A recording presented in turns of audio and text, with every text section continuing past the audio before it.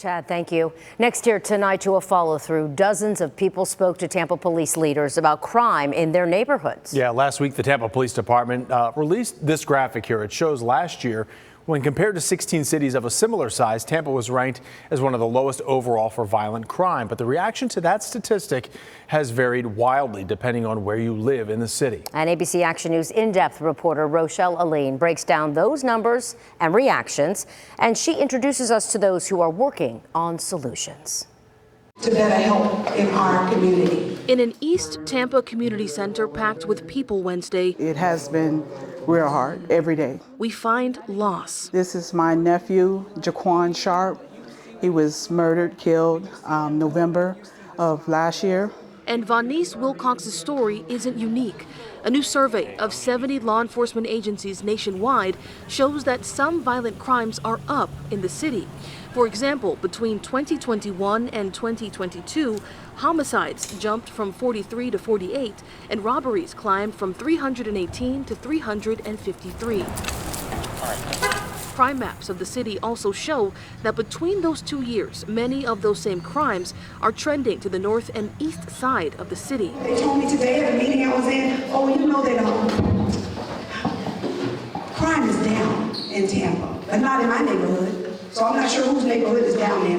Definitely not down in East Tampa.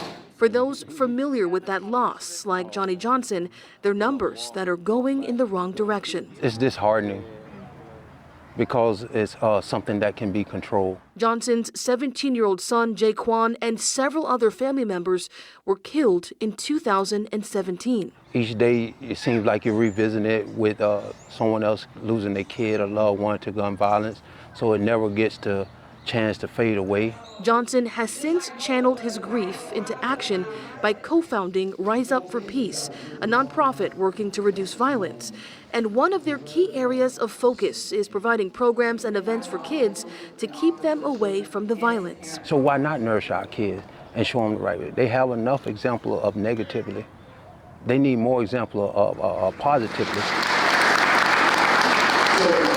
It's work that the Tampa Police Department praised at its own crime forum on Thursday. Last year, we had a decrease in violent crime by 3%, and violent crime involving a firearm, a decrease by nearly 6%. Despite reporting an overall drop, Interim Chief Lee Burka also acknowledged that it's a decrease not felt evenly across the city. Just because it is one of the safest cities its size doesn't mean that it's free of crime.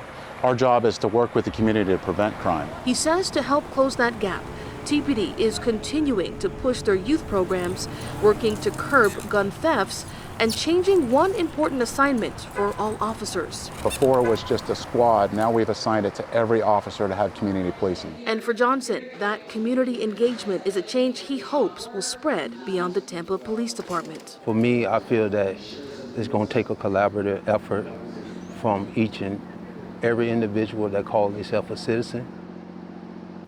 And in an effort to continue their commitment to providing programs for the community and most especially for those kids, on March 18th at Reagan Park, Rise Up for Peace will be holding a community bike ride and a pop-up shop for kids who are starting their own businesses.